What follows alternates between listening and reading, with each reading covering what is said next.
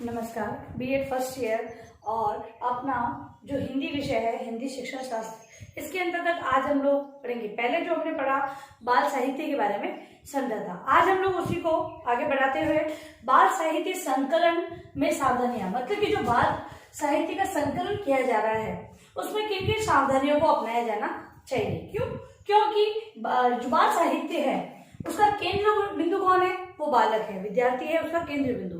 तो कुछ ऐसी सावधानियां हैं उसको अपनाते हुए ही बाल साहित्य की रचना की जानी चाहिए। तो कुछ एक बिंदु हम लोग देखेंगे। बाल साहित्य का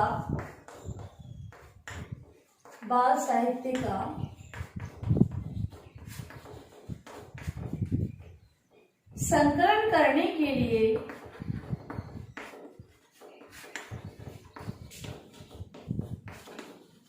बाल साहित्य का संकलन करने के लिए सर्वप्रथम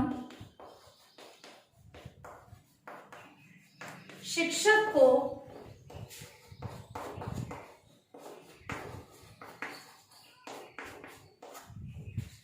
को बाल मनोभावों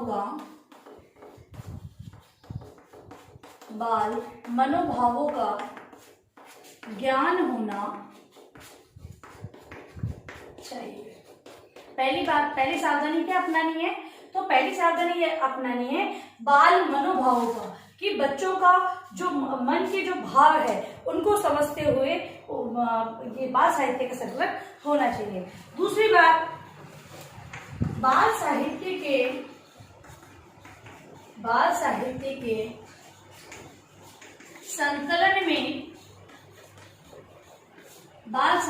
संकलन में विद्यार्थी के स्तर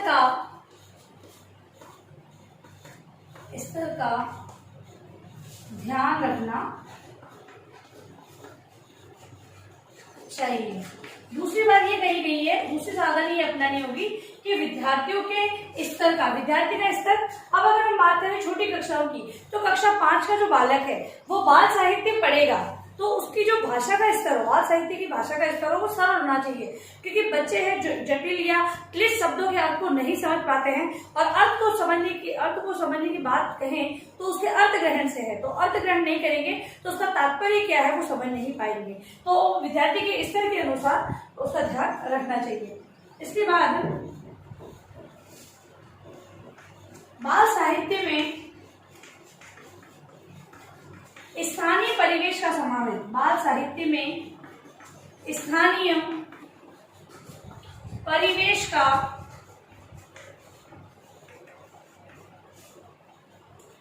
परिवेश का संबंध। अब अगली बात ये कही गई, अगली सावधानी ये है कि बाल साहित्य में स्थानीय परिवेश, जिस परिवेश में बालक पलता है, बड़ा होता है, बच्चा जिस वातावरण से आता है उस वातावरण से संबंधित तथ्यों का समावेश, परिवेश से संबंधित चीजों का समावेश इसमें होना चाहिए। क्योंकि बच्चा जिन चीजों को आसपास में देखता है उनके बारे में वो जानने की रुचि उसके अंतर्गत रहती है। यदि बाल साहित्य की रचना के अंतर्गत बच्चों से अनभिज्ञ संसाधनों या तथ्यों को समावेश किया जाएगा तो बालक है वो उन्हें समझने में कठिनाई होगी। क्योंकि बच्चा है, बच्चे का अब ये जो स्तर है, बालक यहाँ पर नवीन चीजों को जानने का प्रयास करता है, और वही नवीन बाल साहित्य इन नवीन तथ्यों को पहचानने में मदद करता है। और वही अगर बाल साहित्य इन नवीन तथ्यों पर आधारित होगा तो बालक उसे समझ नहीं पाएंगे। तो परिवेशीय संबंध को स्थापित करने वाले बाल साहित्य की रचना की जानी चाहिए। नेक्स्ट है, अगली सावधानी है बाल साहित्य के संकलन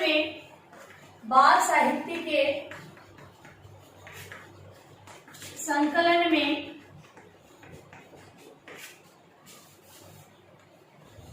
उद्देश्य निष्ठा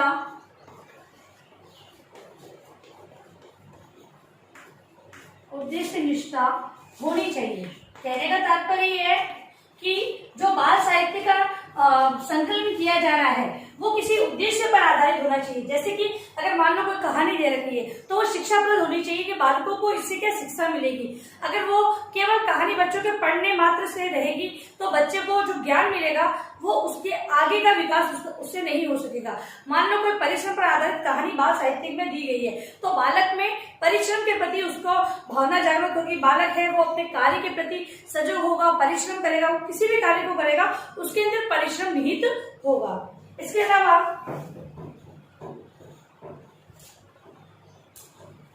बाल साहित्य में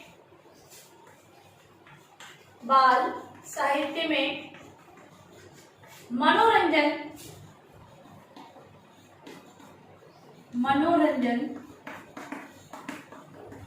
होना चाहिए। मतलब कि बालक उसके पढ़ने में रुचि ले, इस प्रकार के बाल साहित्य की रचना की जानी चाहिए। अन्यथा बालक है उसको पढ़ेंगे तो सही, लेकिन केवल एक कार्य के कार्य जैसे किसी कार्य को करना होता है उसी प्रकार से वो कार्य को करेंगे। और जब अगर मनोरंजन उसके अंदर निहित होगा तो बालक है उसको अपनी रुचि से पढ़ेंगे, उनके अंदर खुद की इच्छा जागृत होगी। जैसे कि हम लोग बच्चों को पढ़ाते हैं तो उससे पहले उद्देश्य निर्धारित करते हैं, तो उद्देश्य के अंतर्गत हम ये करते हैं कि बच्चे अन्य साहित्यों को पढ़ने में रुचि लेंगे।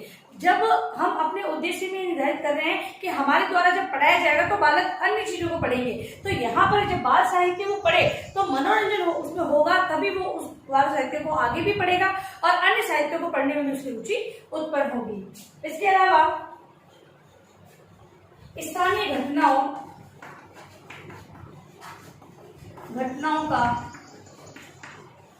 घटनाओं व एवं स्थितियों का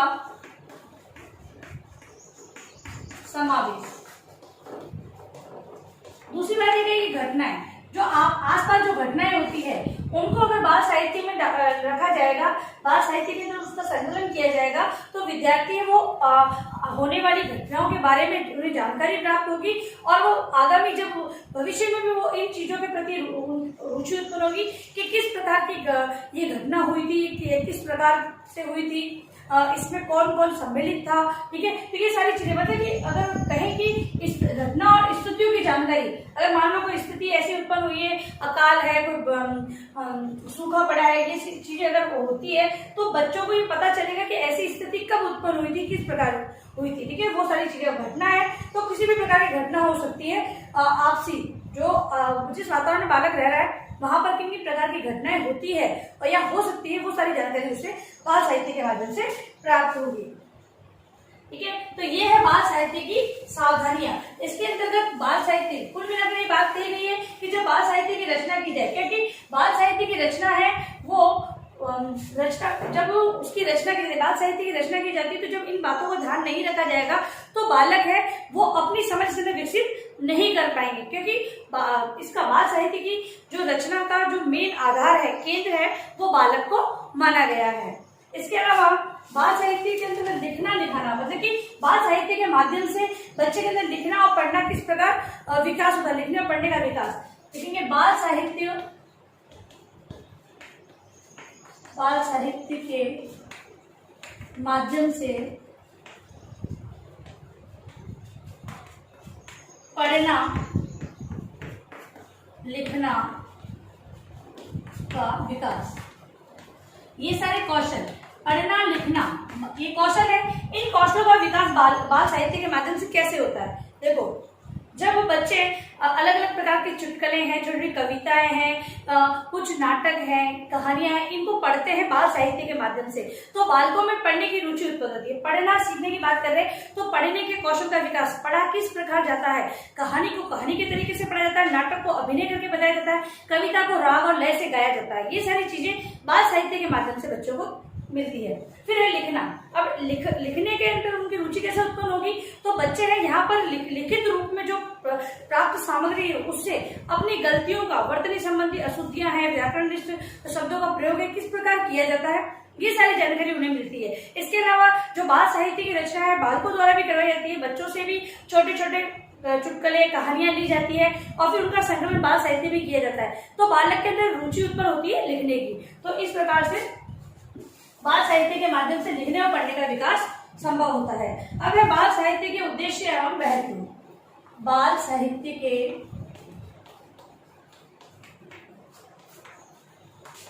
उद्देश्य एवं महत्व। हमारी पहली इकाई का ये जो टॉपिक है, इसके अंतर्गत हम लोग अब ये जो पढ़ेंगे बाल साहित्य का उद्देश्य और महत्व, किस उद्देश्य बाल साहित्य की रचना की जाती है और ये क्या महत्व रखता है, तो कुछ बिंदुओं के माध्यम से हम लोग देखेंगे। तो पहला है रुचिपूर्ण भाषाई ज्ञान, रुचिपूर्ण भाषाई सामग्री प्रदान करना। पहला उद्देश्य या महत्व है रुचिपूर्ण भाषाई सामग्री प्रदान करना। भाषा बाल साहित्य है, कहीं इंग्लिश में लिखा होता है, कहीं हिंदी में। हम बात करें विषय हिंदी की, तो हिंदी के अंदर भाषाई ज्ञान, बालकों को भाषा का ज्ञान इससे प्राप्त होता है। भाई देखो, हम लोग हिंदी भाषा की बात करें तो हिंदी के अंदर गद्य पद्य व्याकरण की बात हम लोग करते हैं, तो वो सारा ज्ञान बालकों को बाल साहित्य के माध्यम से मिलता है। गद्य की अगर बात करें तो कहानी, नाटक है, ये सारी चीजें मिलती है। इसके अलावा अगर हम पद्य की बात करें तो कविता है, कोई गाना है, गीत है, उसके माध्यम से उसे जानकारी मिलती है। तो ये सारी चीजें हैं रुचिपूर्ण भाषाई सामग्री प्रदान करना। बाल साहित्य के अंदर जो संकलन किया जाता है वो रुचिपूर्ण ढंग से किया जाता है और भाषाई ज्ञान उन्हें दिया जाता है। दूसरा है स्तरानुकूल भाषा,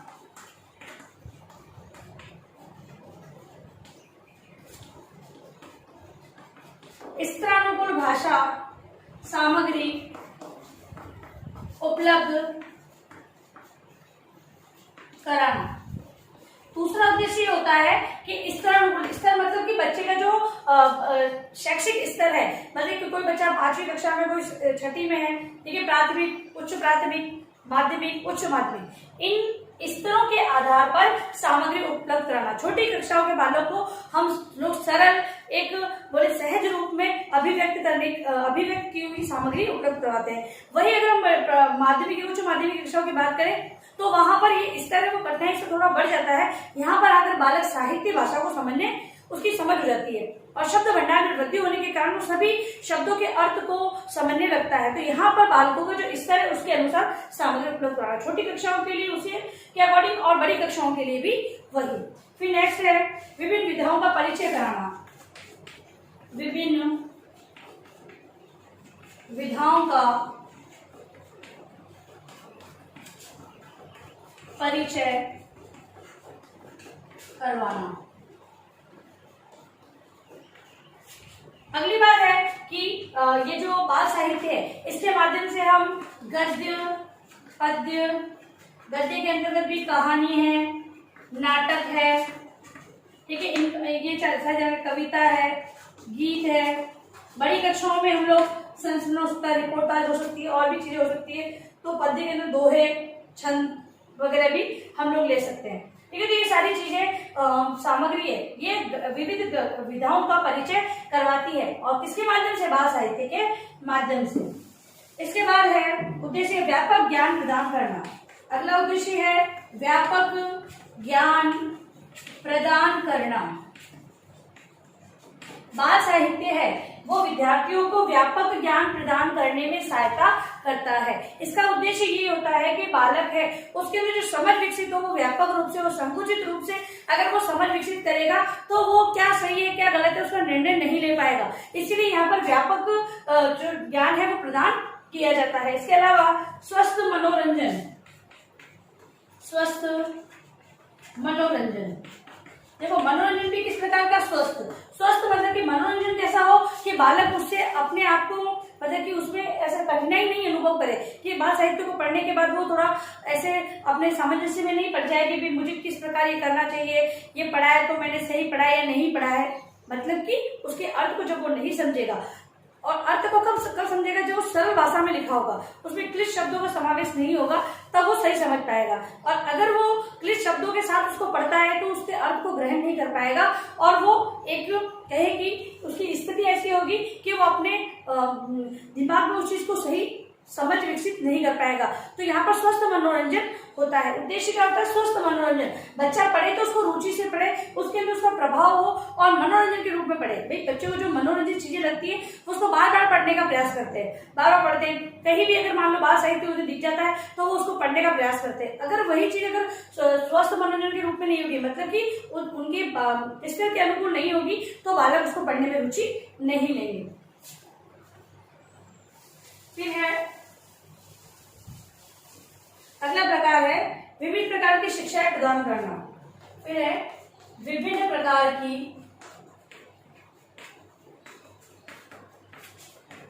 शिक्षाएं प्रदान करना। विभिन्न प्रकार की शिक्षाएं प्रदान करना। अब हो सकती है शिक्षा, जैसे कि मैंने बताया कि कहानी है तो कोई परिश्रम पर आधारित है, कहीं और भी कहानी है तो जो कहें कि ईमानदारी पर आधारित है। तो ये सारी चीजें कहानियों के माध्यम से, मतलब कि बच्चों को जो कहते हैं कि शिक्षा मिलती है, वो शिक्षाएं अलग अलग माध्यम से मिलती है, वो बाल साहित्य के अंतर्गत आती है। बाल साहित्य है वो बालकों को विभिन्न प्रकार से, विभिन्न माध्यम से अलग अलग तरह की शिक्षाएं प्रदान करता है। इसके अलावा स्वाध्याय का विकास।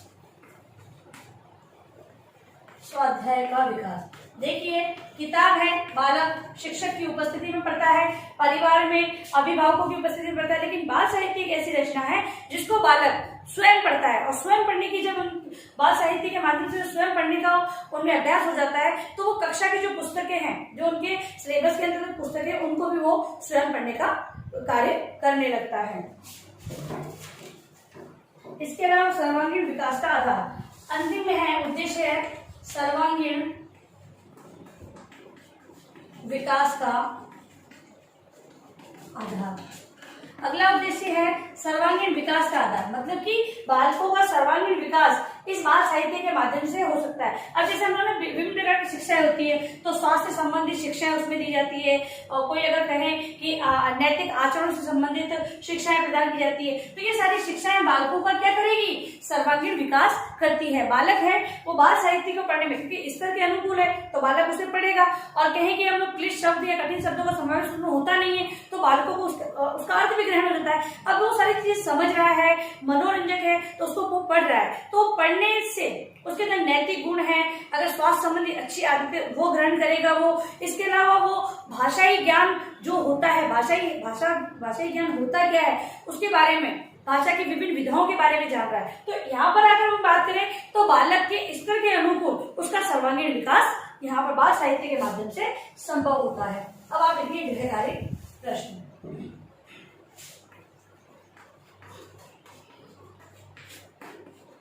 पहले के बाल साहित्य आपको वर्णन करना है, मैंने जो एक्सप्लेन किया उसी को आपको वर्णन करना है। बाल साहित्य के उद्देश्य एवं महत्व का वर्णन करते हुए